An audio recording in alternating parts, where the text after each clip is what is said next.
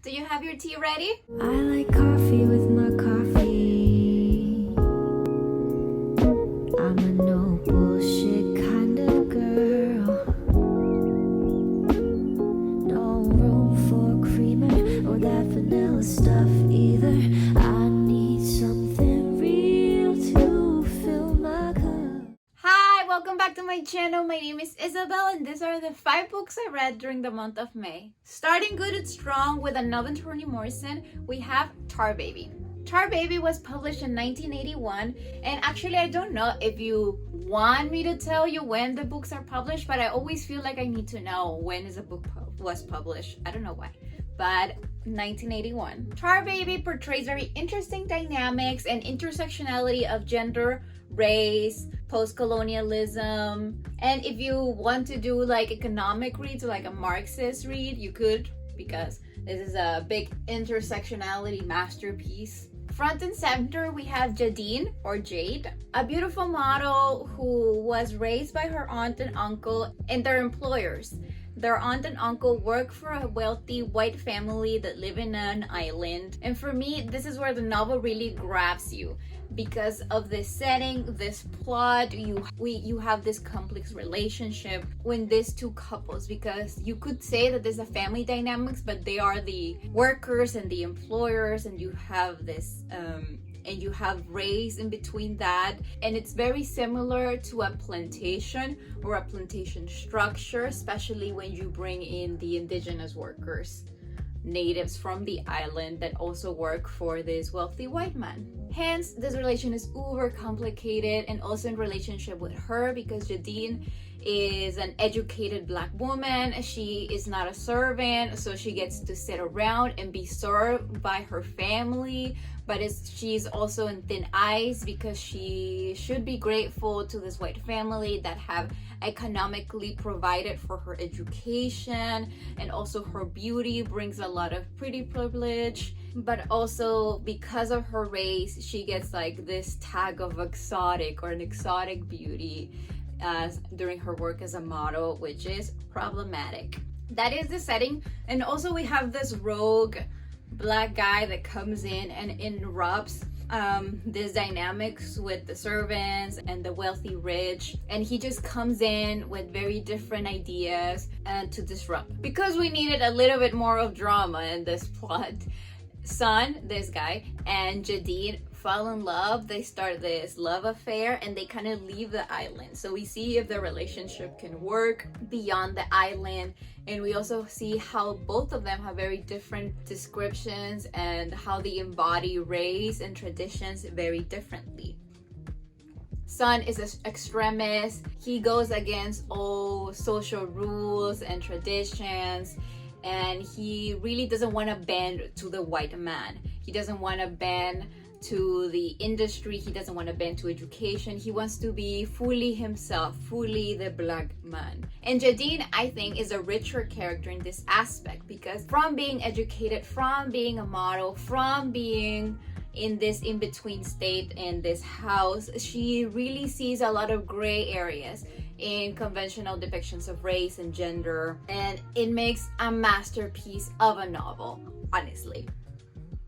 So far, Tar Baby is probably one of my favorite Toni Morrisons, and The Bluest Eye is also up there, but Tar Baby is like, it blows you away. And honestly, it's Toni Morrison. I don't know how much more I have to say to convince you. We already know that she's gonna be good, that it's gonna be difficult, but it's also going to be a challenge. Just take the challenge and go read it. I'm gonna give it 4 out of 5 because of that ending.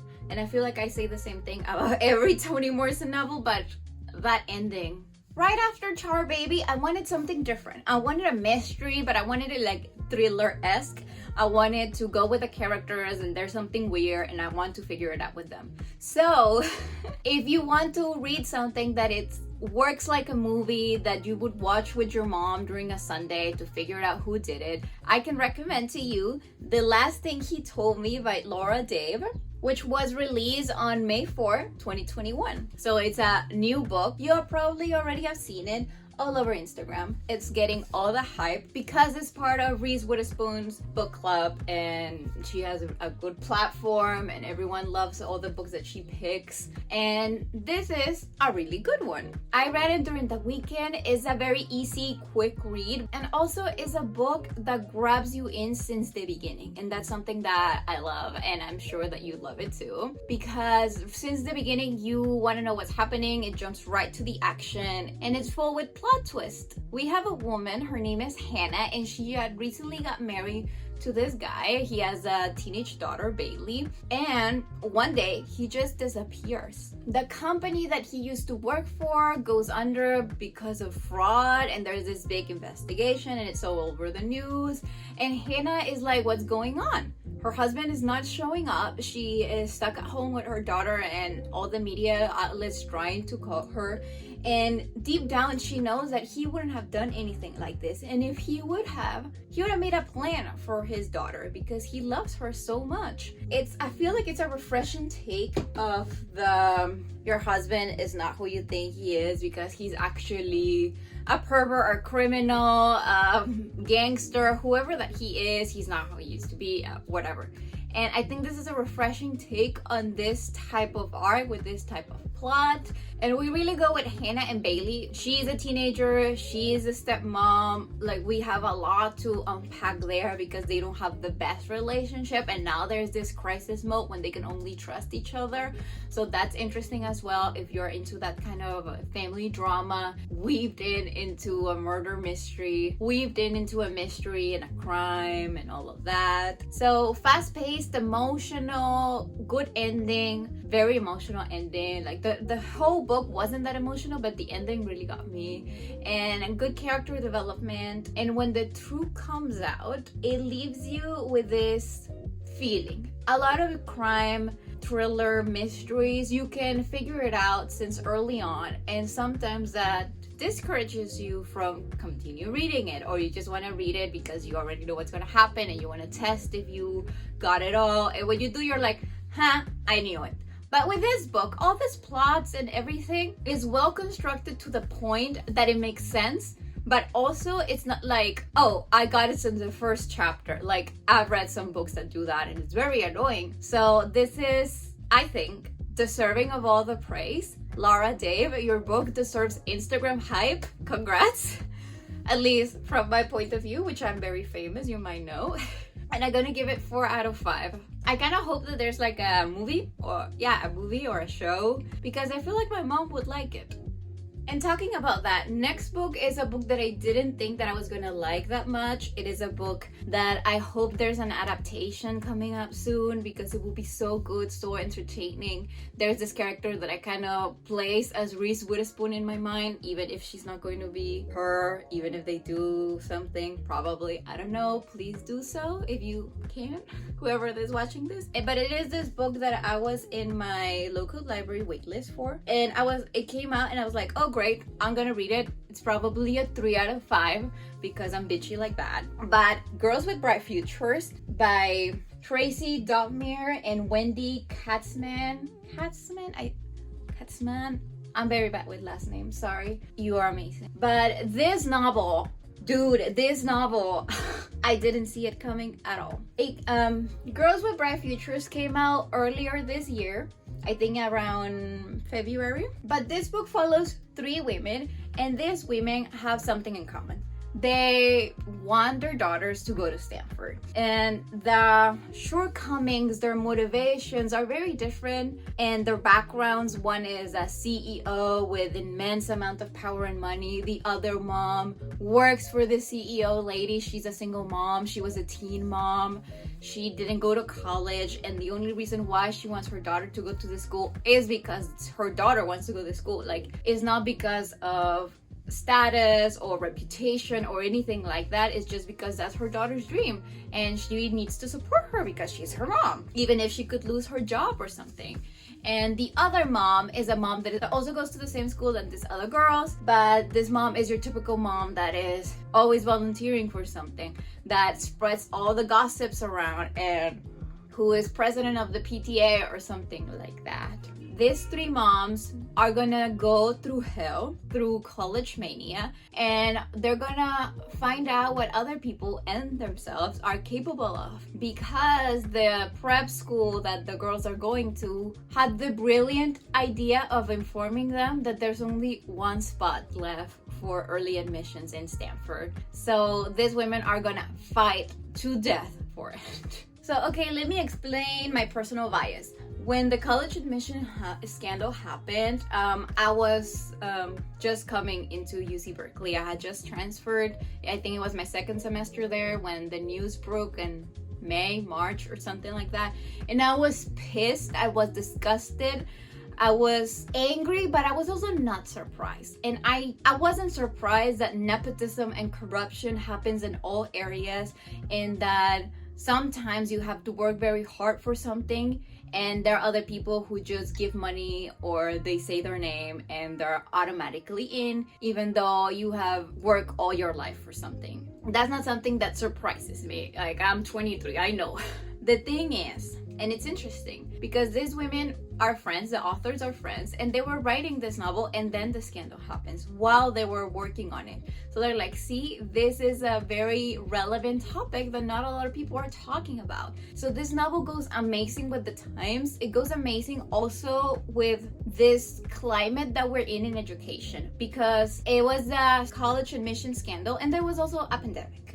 And a lot of us are taking online classes. And it's making you think, or I hope it's forcing you to think, that maybe that reputation, the weight of the name, the weight of the Ivy Leagues, the networking that you can do is not actually why you should base your decision on which school you should go to. Because are you going to pay millions of dollars to go to a school online to learn what you could learn in another school that it could be equally as good, equally with professors that are equally prepared to teach these courses? I hope this novel, I hope that the things that have been happening since the college admission scandal really makes you rethink what you value in education. You value a sweatshirt that says that you went to an Ivy League, or you value what you're gonna learn. Because something that I think it's super amazing what they did in this book is that it's focused solely on the moms. We have this student that is the number one student that really works her butt off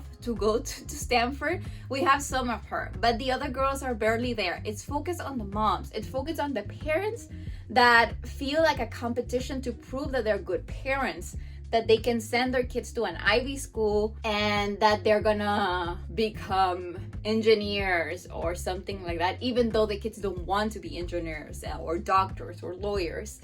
And I love that the ending, it's realistic. I love that it's spoken to the parents, because those are the ones who are paying a lot of money to scam the system. It's not 18-year-olds or 17-year-olds. I don't know. I think it's very realistic. I think it's well done. I think it's funny. I think some things are chilling.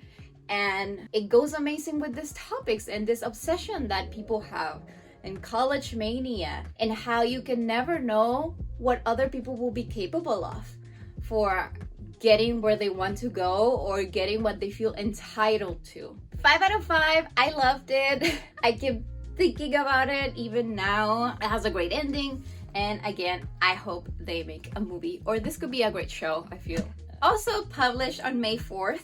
I didn't notice back then because I just picked them out of what they're about, not the date, but a good coincidence, is Arsenic and Adobo by Mia P. Manansala. This is a new release that I've also seen on Instagram everywhere, and I think is on the Goodreads list of most anticipated fiction novels of 2021. This is an interesting book because it mixes genres, and the genres that it mixes, or the feelings that it mixes, are those of comfort, because we have food, we have family, we have friendship. Those are ingredients for comfort. But then we have a murder, a crime, a mystery.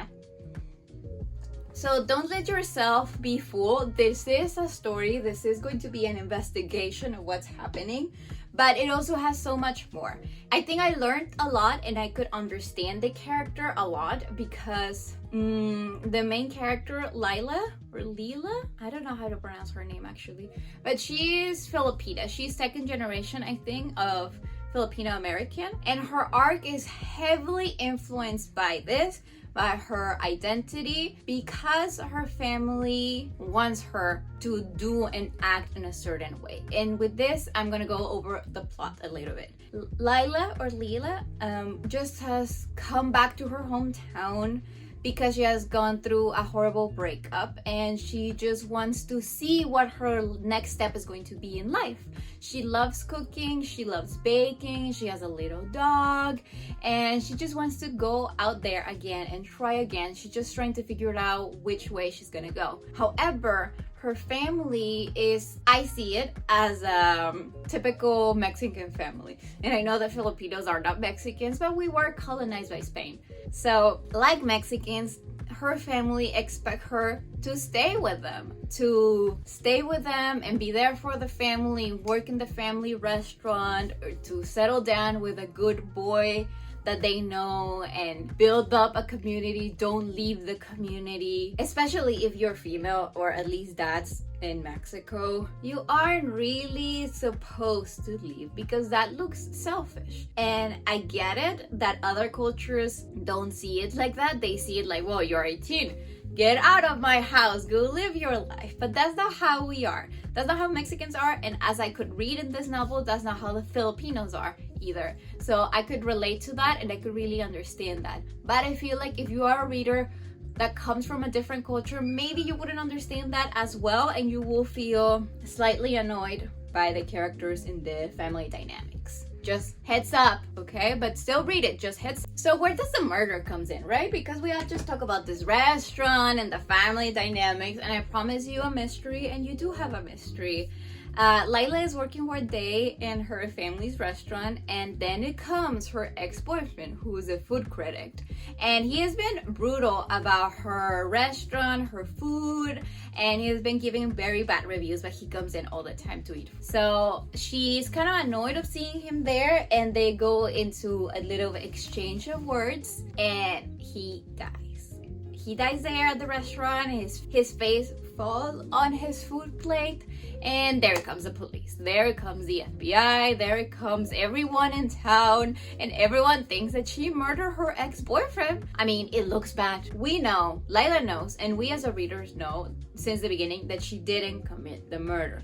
No one in her family did. So they are being framed. Therefore, that's the book. We are going to investigate who actually did it, what was the motive, and with this, we go into this delicious route of every restaurant family owned in this town, which is amazing because it's delicious. Food writing is very difficult to do because sometimes it feels obnoxious and sometimes it feels over descriptive or bland, but this one is very well done if you're into those kind of books that really describe food in a delicious way.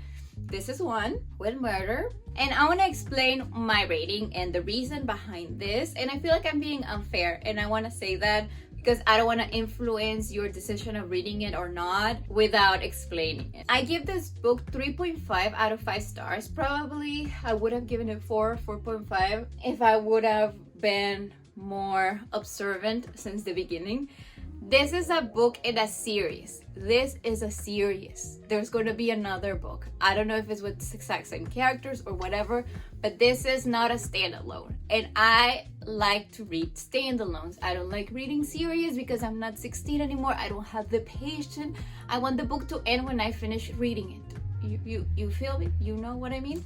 So yeah, I get to the ending and there's not an actual super conclusive ending. It's kind of like a wink of I'll see you later, and some things are unresolved and I'm like and I'm fully aware that this is my fault. I see that it says part 1 and something serious, then I noticed, but when I was reading I didn't pay attention to that. I barely look at the covers or something like that, so I just went full on reading and I didn't notice and I felt blindsided, but now I'm telling you, so now you know, and you probably are gonna enjoy that if you make the commitment of reading the series, which I didn't, and now I feel like I'm trapped because I do want to know how it ends, but also I don't want to have to wait for the other book to come out because the book came out like 3 weeks ago, so it's probably gonna take a few years, months, years, something, to have the other book, and I don't know if I'm gonna have time to read that. Whatever it is, I'm sorry.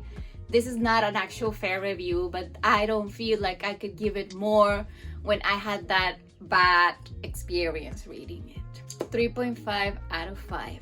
To conclude, super cool and super strong, I bring you Hola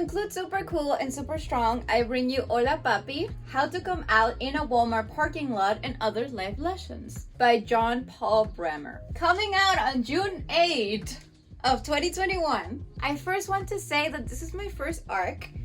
Beautiful, I know. Thanks to Ned Galley and to Simon & Schuster for sending this advanced reader's copy to me. I'm super thankful. Please send me more things.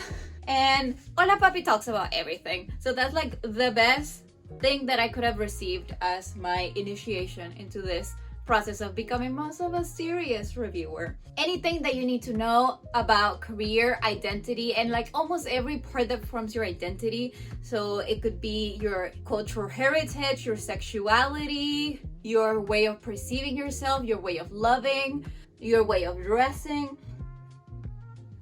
It always comes in Hola Papi in an amazing structure, and I want to talk to you about it because I feel like it's the best way that this book could have been handled, and I think that is a very friendly way for readers to come into reading stories and for you to recommend it to your friends that are not readers or like they're not into a 500-page novel, because not everyone is, or at least not yet, but they can do it. But this is the type of novels that really helps you out when you're starting. Hola Papi is a memoir that is in the form of kind of like a Q&A, an advice column, because that's what John Paul Bremer has. He has an advice column when people send him anonymous letters asking him their questions, and he gives them the best answer that he can come up with, usually with life experience and examples. And they work amazingly as single essays, but also as this collection.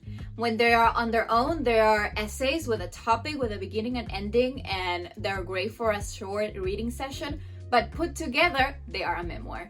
Amazing, I love it. This non-fictional book really addresses as if you were the one that asked a question, because it is anonymous. So if you sign as, I don't know, I sign as Reader Girl, John Paul is gonna write that essay addressing you as Reader Girl, and that could be anyone. So you very are included in this narrative since the beginning, as if you were the one wanting to know the answer.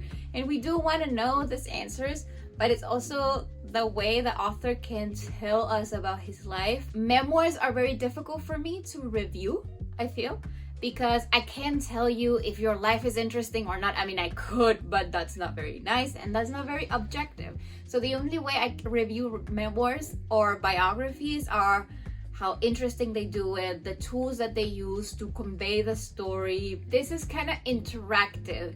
Hola Papi is an interactive novel that really merge you in since the beginning, that it doesn't feel as John Paul's story that much, as if it was our collective experience of millennials growing up and discovering sexuality. I also want to give you a list or mention to my favorite essays in this collection, because I need you to go and read them. Even if you're not going to read the whole thing, please read these ones, because it does touch my soul in a very profound way. The first one is How to Kiss Your Girlfriend, and they are How to Kiss Your Girlfriend, How to Be a Real Mexican, How to Fall in and Out of Love, and How to Chat with Your Childhood Bully Over a Gay Dating App. Those are the essays that you should read right now. Like, if you don't read the whole thing, please read those, because those are amazing. I think those are not the best ones, because maybe the ones that you read are going to tackle something that is more salient to you and your identity, but these ones were like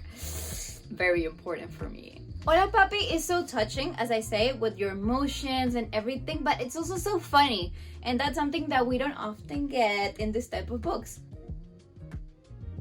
It's funny, it has humor, it's lighthearted when talking about very difficult and hurtful topics sometimes. I love that it covers so much ground, but it's making you laugh, it's making you cry. You need to stop and play Evermore by Taylor Swift all over again, but then you're like laughing out loud, not just jiggling or something. You are actually stopping to laugh. And I think will be an amazing audiobooks experience. Maybe I would reread it or listen to it later on when the audiobook comes out, because maybe you're not afraid of fiction, or you don't have that much time, or you want to go into reading and you already are a very good listener. Maybe you already listen to a lot of podcasts. You work better when like self-help books or non-fiction books are more digestible. This will be a great way for you to go into reading this summer. Like you could read an essay a day and call it a day. It's like less than 20 minutes each essay. And remember that June is Pride Month,